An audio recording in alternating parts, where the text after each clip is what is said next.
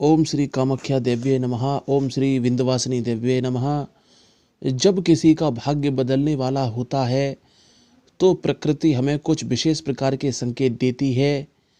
इन संकेतों से शीघ्र ही ये ज्ञात हो जाता है कि अब आपके दुख और कष्टों का अंत होने वाला है।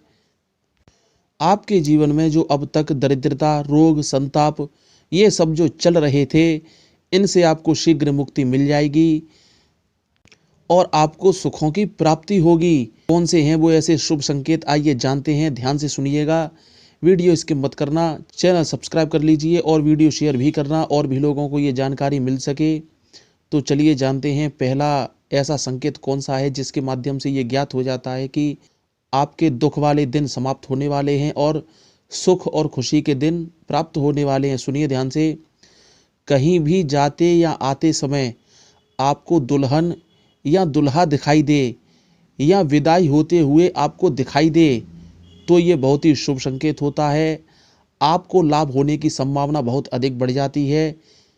दूसरा संकेत जो है वो है स्वप्न के माध्यम से। यदि सपने में आपको पीले रंग का सर्प दिखाई देता है, ये बहुत अच्छा माना जाता है। इससे भी आपके कष्टों का अंत होने वाला होता है। और सफ़ेद गाय का द्वार पर आना या रंभाना, यानी कि आपके द्वार पर गाय आके बोलती है, रभाती है, ये बहुत ही शुभ लक्षण होता है। गाय कोई और रंग की हो वह भी शुभ होती है। अगर द्वार पर देशी गाय आती है तो वो ज़्यादा अच्छी मानी जाती है, ज़्यादा शुभ होती है। इसीलिए जब भी आपके द्वार पर कोई गाय आए उसे भगाना नहीं चाहिए, उसे कुछ ना कुछ अवश्य खिलाएं। और यदि वो गाय आपके द्वार पर आकर गोबर करती है या मूत्र त्यागती है तो ये बहुत ही शुभ होता है, क्योंकि जब गाय मूत्र त्यागती है तो उसके छींटे आपके मुख्य द्वार की चौखट पर आते हैं और इन छींटों के प्रभाव से आपके द्वार से प्रत्येक प्रकार की नकारात्मक ऊर्जा खत्म हो जाती है। तो आपको गाय को कभी नहीं भगाना चाहिए, इस बात का आपको ध्यान रखना है। आपकी छत पर किसी भी कारणवश, संयोगवश मोर या तोता आकर बैठ जाता है, ये भी बहुत ही शुभ है, ये श्रेष्ठ माना गया है। इससे भी आपके जीवन में सुखों के दिन आने की संभावना बढ़ जाती है। रास्ते में आते या जाते वक्त आपको किसी भी प्रकार का कोई सिक्का मिल जाता है, चाहे वो 10 का हो, 5 का हो या 20 का हो, ये भी बहुत अधिक अच्छा माना जाता है। इस सिक्के को खर्च नहीं करना चाहिए, बल्कि ला करके अपने घर में अवश्य रखें इसको।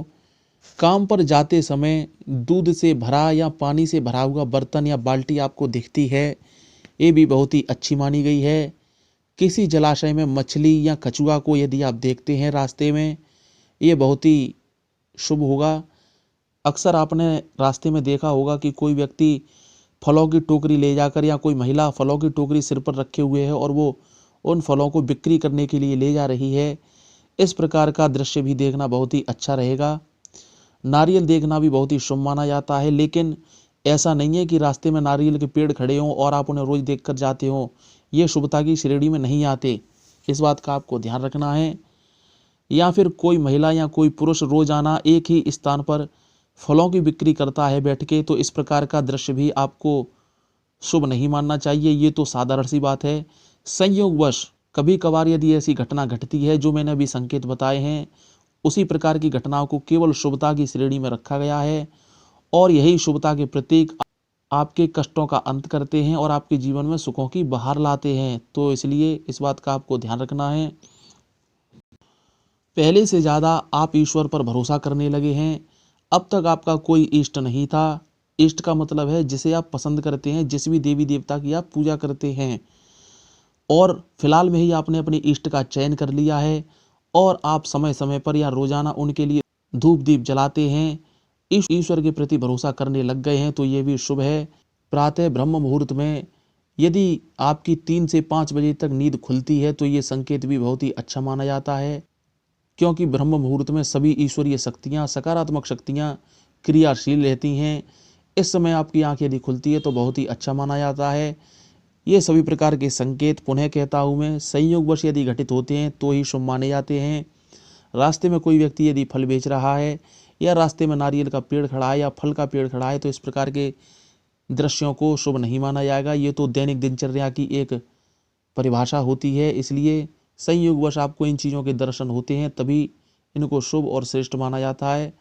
चैनल सब्सक्राइब कर लो, वीडियो शेयर भी कर दो। ऐसे वीडियो आपको हमेशा मिलते रहेंगे। जय माँ कामाख्या, जय माँ विंध्यवासिनी।